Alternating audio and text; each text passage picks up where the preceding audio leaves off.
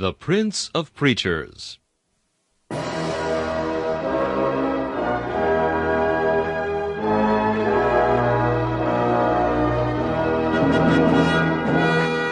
Charles Haddon Spurgeon has been called England's greatest contribution to the spread of the gospel in the 19th century. One of his contemporaries said that the chief secret of Spurgeon's attractiveness was the fact that, in every sermon, no matter what the text or the occasion, he explained the way of salvation in simple terms. Spurgeon's messages remain one of the great treasure houses of Christian literature, still bringing the light of the gospel and the comfort of the Scriptures to hungry souls long after the preacher has passed into glory. This is Charles Kelsch inviting you to listen to a message from the Prince of Preachers.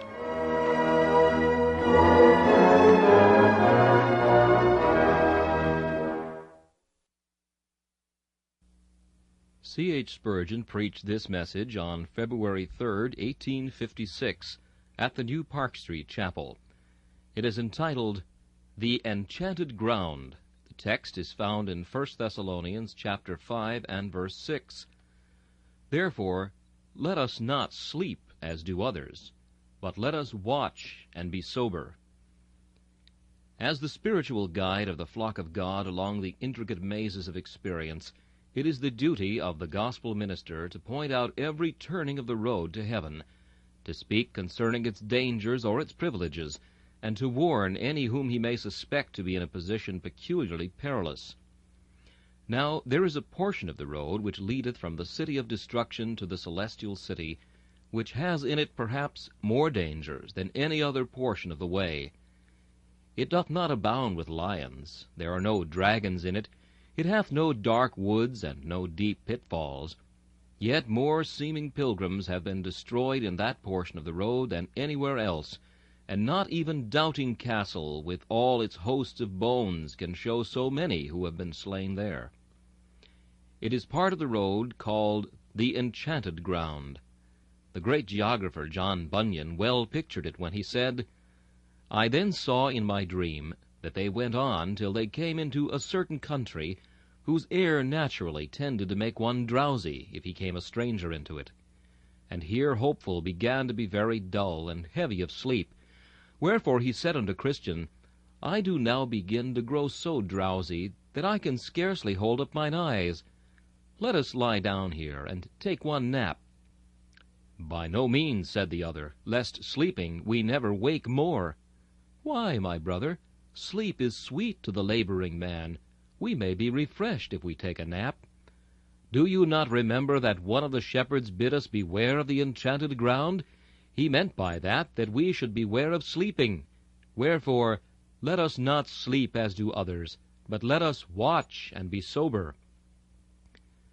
There are no doubt, beloved, many of us who are passing over this plain, and I fear that this is the condition of the majority of churches in the present day. They are lying down on the settles of lukewarmness, in the arbors of the enchanted ground.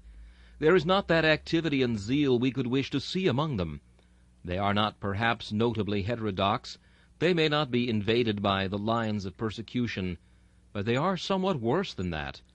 They are lying down to slumber, like heedless and too bold in the arbor of sloth. May God grant that his servants may be the means of arousing the church from its lethargy, and stirring it up from its slumbers, lest haply professors should sleep the sleep of death. Today I intend to show you what is meant by the state of sleep into which Christians sometimes fall. Secondly, I shall use some considerations, if possible, to wake up such as are slumbering. Thirdly, I shall mark sundry times when the Christian is most liable to fall asleep, and shall conclude by giving you some advice as to the mode in which you should conduct yourselves when you are passing over the enchanted ground and feel drowsiness weighing down your eyelids. First, what is that state of sleep into which the Christian man may fall? It is not death. He was dead once, but he is now alive in Christ Jesus, and therefore shall never die. But though a living man shall not die, being quickened by an immortal life, yet that living man may sleep, and that sleep is so nearly akin to death that I have known slumbering Christians mistaken for dead carnal sinners. Come, beloved, let me picture to you the state of the Christian while he is in a condition of sleep. First, sleep is a state of insensibility, and such is that state which too often falls upon even the best children of God. When a man is asleep, he is insensible. The world goes on, and he knows naught about it. The watchman calls beneath his window, and he sleeps on still. A fire is in a neighboring street. His neighbor's house is burned to ashes, but he is asleep and knows it not.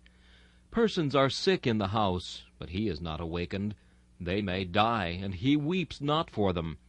A revolution may be raging in the streets of his city. A king may be losing his crown, but he that is asleep shares not in the turmoil of politics. A volcano may burst somewhere near him, and he may be in imminent peril, but he escapeth not. He is sound asleep. He is insensible. The winds are howling, the thunders are rolling across the sky, and the lightnings flash at his window. But he that can sleep on careth not for these, and is insensible to them all. The sweetest music is passing through the street, but he sleeps, and only in his dreams doth he hear the sweetness. The most terrific wailings may assail his ears, but sleep has sealed them with the wax of slumber, and he hears not. Let the world break in sunder, and the elements go to ruin. Keep him asleep, and he will not perceive it. Christian, behold your condition. Have you not sometimes been brought into a condition of insensibility? You wished you could feel, but all you felt was pain because you could not feel. You wished you could pray. It was not that you felt prayerless, but it was because you did not feel at all. You sighed once. You would give a world if you could sigh now. You used to groan once. A groan now would be worth a golden star if you could buy it. As for songs, you can sing them, but then your heart does not go with them. You go to the house of God, but when the multitude that keep holy day, in the full tide of song, send their music up to heaven, you hear it, but your heart does not leap at the sound. Prayer goeth solemnly like the evening sacrifice up to God's throne. Once you could pray too. But now, while your body is in the house of God, your heart is not there. You feel you have brought the chrysalis of your being, but the fly is gone away from it. It is a dead, lifeless case. You have become like a formalist. You feel that there is not that savor, that unction in the preaching that there used to be. There is no difference in your minister, you know. The change is in yourself. The hymns and the prayers are just the same, but you have fallen into a state of slumber. Once, if you thought of a man's being damned, you would weep your very soul out in tears. But now you could sit at the very brink of hell and hear its wailings unmoved. Once the thought of restoring a sinner from the error of his ways would have made you start from your bed at midnight, and you would have rushed through the cold air to help to rescue a sinner from his sins. Now talk to you about perishing multitudes, and you hear it as an old, old tale. Tell you 1,000 swept by the mighty flood of sin onwards to the precipice of destruction. You express your regret, you give your contribution, but your heart goeth not with it. You must confess that you are insensible, not entirely, but too much so. You want to be awake, but you groan because you feel yourselves to be in this state of slumber. Then again, he that sleepeth is subject to diverse illusions. When we sleep, judgment goeth from us, and fancy holdeth carnival within our brain. When we sleep, dreams arise, and fashion in our heads strange things.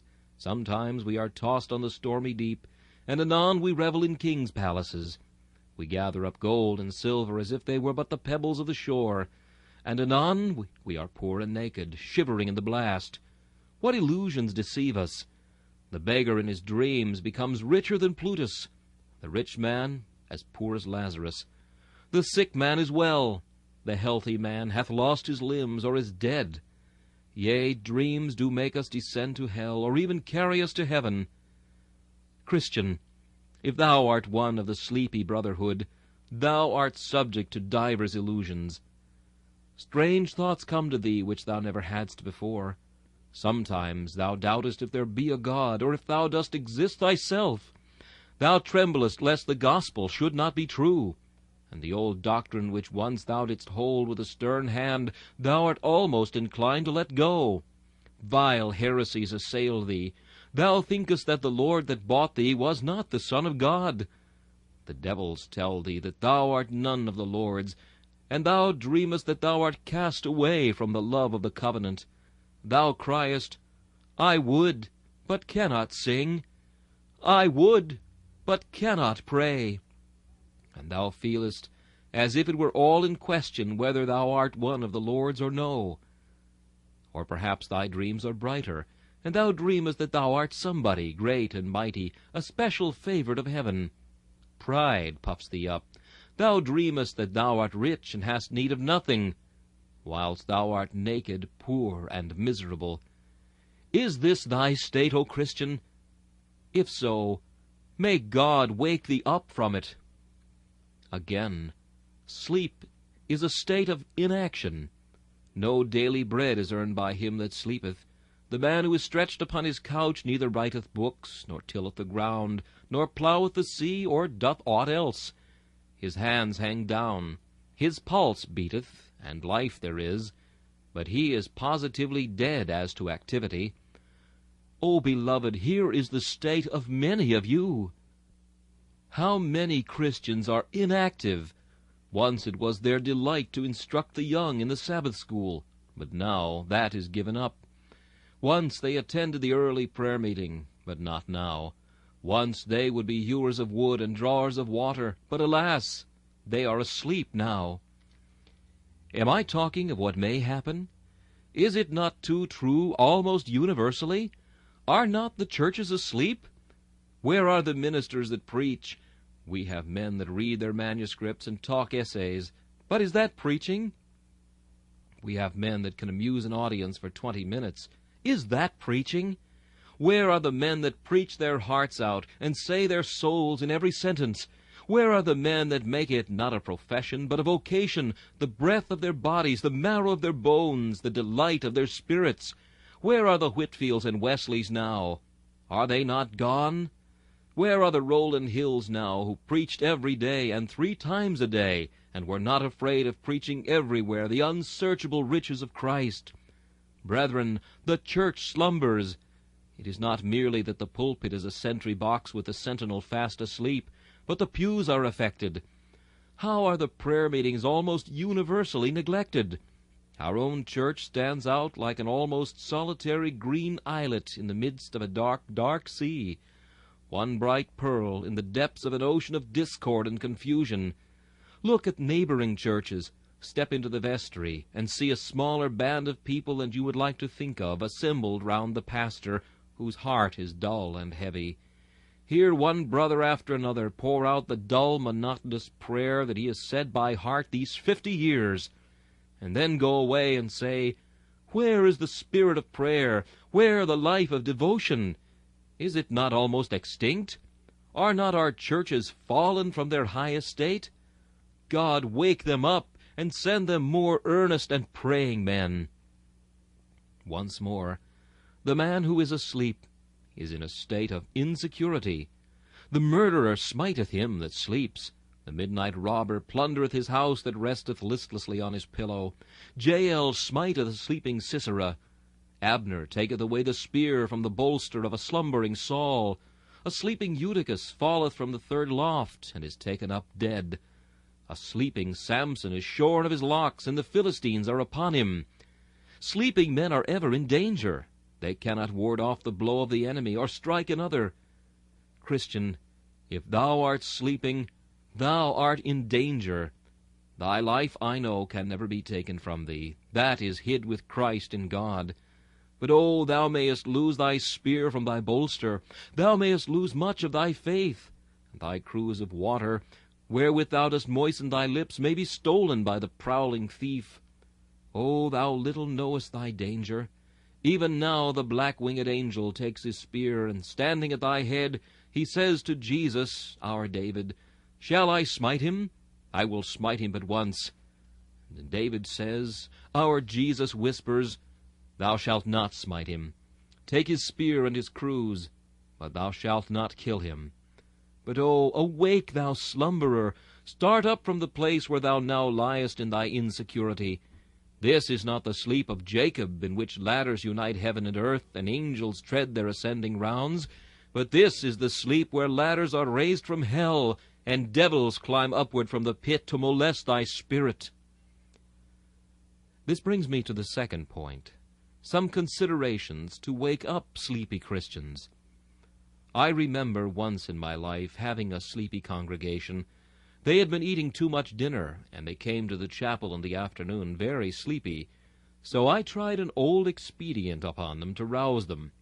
I shouted with all my might, "Fire! Fire! Fire!" When starting from their seats, some of the congregation asked where it was, and I told them it was in hell for such sleepy sinners as they were. So, beloved, I might cry, "Fire! Fire!" this morning to waken sleepy Christians. But that would be a false cry, because the fire of hell was never made for Christians at all, and they need never tremble at it. The honor of God is engaged to save the meanest sheep, and whether that sheep is asleep or awake, it is perfectly safe, so far as final salvation is concerned. There are better reasons why I should stir up a Christian, and I shall use a very few of them. And first, O Christian, awaken from thy slumber, because thy Lord is coming. That is the grand reason used in the text. The apostle says, "Ye are all the children of light, and the children of the day." Yourselves know perfectly that the day of the Lord so cometh as a thief in the night. Ye, brethren, are not in darkness, that that day should overtake you as a thief. O Christians, do you know that your Lord is coming? In such an hour as ye think not, the man who once hung quivering on Calvary will descend in glory.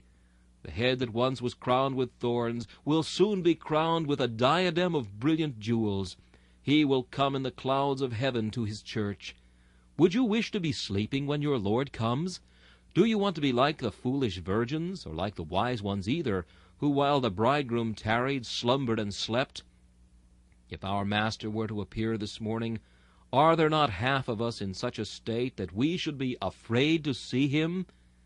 Why, you know, when a friend comes to your house, if he is some great man, what brushing and dusting there is. Every corner of the room has its cobwebs removed. Every carpet is turned up, and you make every effort to have the house clean for his coming. What? And will you have your house dusty, and the spiders of neglect building the cobwebs of indolence in the corners of your house when your Lord may arrive tomorrow? And if we are to have an audience with the Queen, what dressing there is! How careful will men be that everything should be put on aright, that they should appear properly in court dress! Do you not know, servant of the Lord, that you are to appear before the King in his beauty, and to see him soon on earth? What, will ye be asleep when he comes? When he knocks at the door, shall he have for an answer, "The good man is asleep, he did not expect you"? Oh, no. Be ye like men who watch for their Lord, that at his coming he may find you ready. Ah, ye carnal professors who attend plays and balls, would you like Christ to come and find you in the middle of your dance? Ah, ye carnal tradesmen, ye can cheat and then pray after it. Would you like Christ to find you cheating? Ye devour widows' houses, and for a show make long prayers. You would not mind him coming in the middle of your long prayer. But he will come just as that poor widow's house is sticking in your throat, just as you are swallowing the lands of the poor oppressed one, and putting in your own pocket the wages of which you have defrauded the laborer. Then he will come, and how terrible will he be to such as you! We have heard of the sailor who, when his ship was sinking, rushed to the cabin to steal a bag of gold, and though warned that he could not swim with it, tied it about his loins, leaped into the sea with it, and sank to rise no more. And I am afraid there be some rich men who know not how to use their money, who will sink to hell, strangled by their gold, hanging like millstones round their necks. O Christian, it shall not be so with you. But wake from thy slumbers, for thy Lord cometh. But again, Christian, thou art benevolent, thou lovest men's souls, and I will speak to thee of that which will touch thy heart. Wilt thou sleep while souls are being lost? A brother here some time ago rushed into a house which was burning, and he saved a person from it. He then returned to his wife, and what did she say to him? Go back again, my husband, and see if you cannot save another. We will not rest till all are delivered. Methinks that is what the Christian man would say. If I have been the means of saving one soul, I will not rest until I have saved another. Oh, hast thou ever thought how many souls sink to hell every hour? Did the dreary thought that the death knell of a soul is tolled by every tick of yonder clock ever strike thee? Hast thou never thought that myriads of thy fellow creatures are in hell now, and that myriads more are hastening thither, and yet dost thou sleep?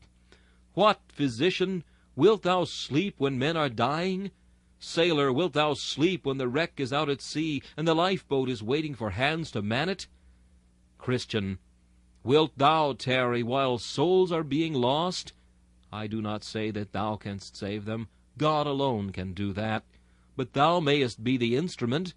And wouldst thou lose the opportunity of winning another jewel for thy crown in heaven? Wouldst thou sleep while work is being done? Well, said the British king at the Battle of Agincourt, come on and conquer. And gentlemen in England, now abed, shall think themselves accursed they were not here, and hold their manhood cheap when any speaks that fought with us upon this glorious day. So, methinks, when souls are being saved, Christians in bed may think themselves accursed they are not here. Sleepy Christian, let me shout in thine ears, thou art sleeping while souls are being lost, sleeping while men are being damned, sleeping while hell is being peopled, sleeping while Christ is being dishonored, sleeping while the devil is grinning at thy sleepy face, sleeping while demons are dancing round thy slumbering carcass, and telling it in hell that a Christian is asleep. You will never catch the devil asleep. Let not the devil catch you asleep. Watch and be sober, that ye may always be up to do your duty. I have no time to use other considerations, though the subject is large enough, and I should have no difficulty in finding sticks enough to beat a sleeping dog with. Let us not sleep as do others. Now it may be asked, when is the Christian most liable to sleep? First, I answer, he is most liable to sleep when his temporal circumstances are all right. When his nest is well feathered, he is then most likely to sleep. There is little danger of a man sleeping when there is a bramble bush in the bed. When all is downy, then the most likely thing will be that thou wilt say, Soul, thou hast much goods laid up for many years. Take thy rest, eat, drink, and be merry. Let me ask some of you, when you were more straitened in circumstances, when you had to rely upon Providence each hour, and had troubles to take to the throne of grace, were you not more wakeful than you are now? The miller who hath his wheel turned by a constant stream goes to sleep, but he that attendeth on the wind, which sometimes bloweth hard, and sometimes gently, sleeps not, lest haply the full gust might rend the sails, or there should be not enough to make them go round. Those who live by the day often sleep not by day, but they sleep in the night, the sleep of the beloved.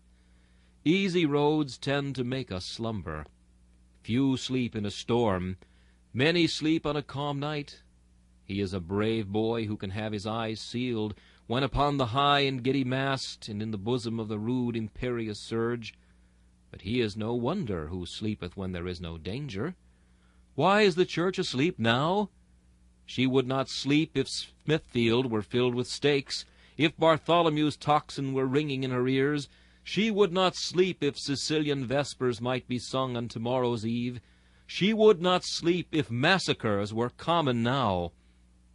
But what is her condition? Every man sitting under his own vine in his own fig tree, none daring to make him afraid. Tread softly. She is fast asleep. Wake up, church, or else we will cut down the fig tree about thine ears. Start up! For the figs are ripe, they hang in thy sleepy mouth, and thou art too lazy to bite them off. Now, another dangerous time is when all goes well in spiritual matters. You never read that Christian went to sleep when lions were in the way. He never slept when he was going through the river Death, or when he was in Giant Despair's castle, or when he was fighting with Apollyon. Poor creature, he almost wished he could sleep then. But when he got halfway up the hill difficulty, and came to a pretty little arbor, in he went and sat down and began to read his roll. Oh, how he rested himself! How he unstrapped his sandals and rubbed his weary feet! Very soon his mouth was open, his arms hung down, and he was fast asleep. Again, the enchanted ground was a very smooth and easy place, and liable to send the pilgrim to sleep. You remember Bunyan's description of some of the arbors? Then they came to an arbor warm, and promising much refreshing to the weary pilgrims, for it was finely wrought above head, beautified with greens, and furnished with benches and settles. It had also in it a soft couch where the weary might lean.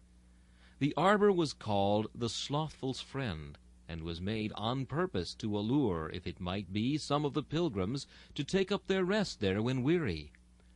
Depend upon it, it is in the easy places that men shut their eyes and wander into the dreamy land of forgetfulness.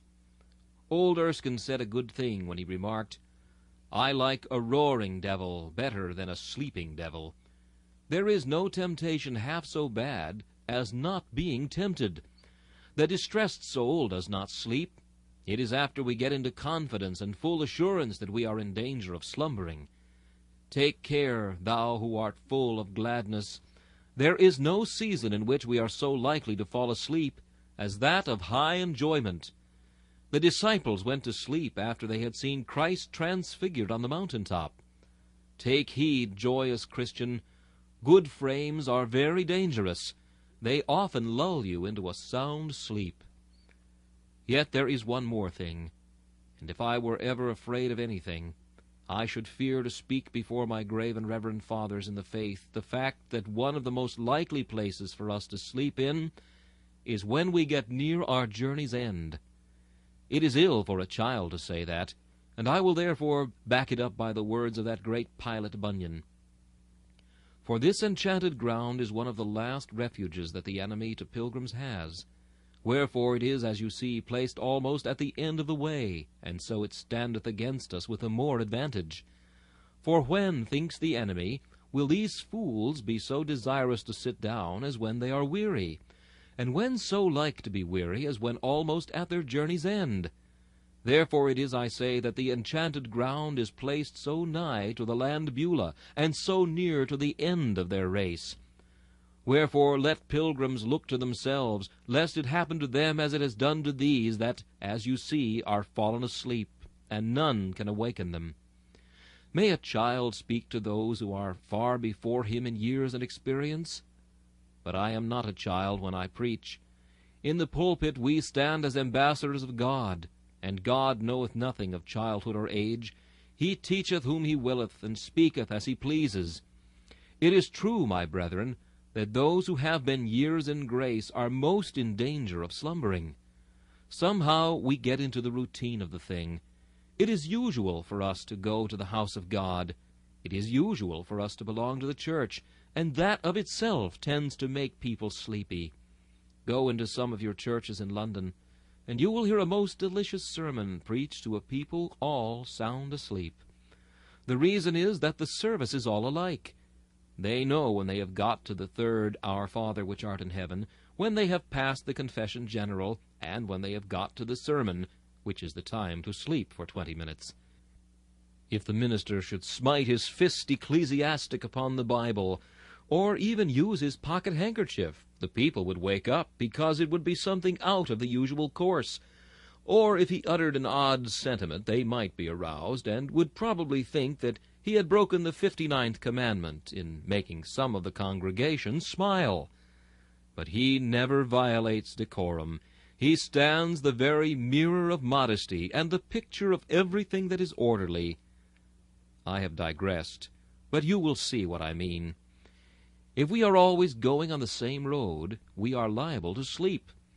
If Moab gets at ease, and is not emptied from vessel to vessel, he sleeps on, for he knows no change, and when years have worn our road with a rut of godliness, we are apt to throw the reins on our horse's neck and sleep soundly.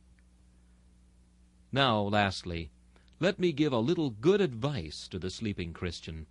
But, Christian, if thou art asleep, thou wilt not hear me. I will speak gently, then, and let thee sleep on. No, I will not. I will shout in thine ears, Awake, thou that sleepest! Arise from the dead, and Christ shall give thee light. Go to the ant, thou sluggard. Consider her ways, and be wise. Put on thy beautiful garments, O Jerusalem. Put on thy glorious array, thou church of the living God. But now, what is the best plan to keep awake when you are going across the enchanted ground? This book tells us that one of the best plans is to keep Christian company and talk about the ways of the Lord. Christian and Hopeful said to themselves, Let us talk together, and then we shall not sleep. Christian said, Brother, where shall we begin? And Hopeful said, We will begin where God began with us. There is no subject so likely to keep a man awake as talking of the place where God began with him. When Christian men talk together, they won't sleep together. Hold Christian company, and you will not be so likely to slumber. Christians who isolate themselves and stand alone are very liable to lie down and sleep on the settle or the soft couch, and go to sleep. But if you talk much together as they did in old time, you will find it extremely beneficial. Two Christians talking together of the ways of the Lord will go much faster to heaven than one. And when a whole church unites in speaking of the Lord's loving kindness, verily, beloved, there is no way like that of keeping themselves awake. Then let me remind you that if you will look at interesting things, you will not sleep. And how can you be kept awake in the enchanted ground better than by holding up your Savior before your eyes? There are some things, it is said, which will not let men shut their eyes if they are held before them. Jesus Christ crucified on Calvary is one of these. I never knew a Christian go to sleep at the foot of the cross, but he always said, Sweet the moments, rich in blessing, which before the cross I spend. And he said, too, Here I'd sit forever viewing mercy streams in streams of blood. But he never said, Here I would lie down and sleep. For he could not sleep with that shriek, Eli, Eli, lama sabachthani, in his ears. He could not sleep with It is finished going into his very soul. Keep thou near to the cross, Christian, and thou wilt not sleep. Then I would advise thee to let the wind blow on thee. Let the breath of the Holy Spirit continually fan thy temples, and thou wilt not sleep. Seek to live daily under the influence of the Holy Ghost. Derive all thy strength from him, and thou wilt not slumber. Lastly, labor to impress thyself with a deep sense of the value of the place to which thou art going. If thou rememberest that thou art going to heaven, thou wilt not sleep on the road. If thou thinkest that hell is behind thee, and the devil pursuing thee, I am sure thou wilt not be inclined to sleep. Would the manslayer sleep if the avenger of blood were behind him, and the city of refuge before him? Christian, wilt thou sleep whilst the pearly gates are open, the songs of angels waiting for thee to join them, a crown decorated with delight to be worn upon thy brow? Ah, no! Forget the steps already trod, and onward urge thy way. Weak as thou art, thou shalt not faint, or fainting shall not die. He feeds the strength of every saint. He'll help thee from on high. Dearly beloved, I have finished my sermon.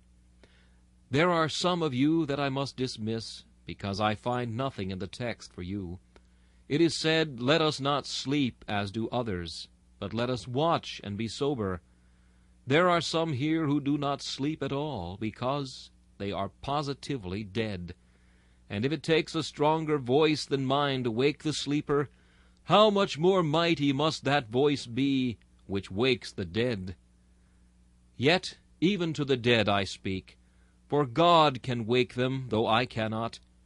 O dead man, dost thou not know that thy body and thy soul are worthless carrion, that whilst thou art dead thou liest abhorred of God, abhorred of man, that soon the vulture of remorse will come and devour thy lifeless soul, and though thou hast lived in this world these 70 years, perhaps, without God and without Christ, in thy last hour the vulture of remorse shall come and tear thy spirit, and though thou laughest now at the wild bird that circles in the sky, he will descend upon thee soon, and thy death will be a bed of shrieks, howlings, and wailings, and lamentations, and yells.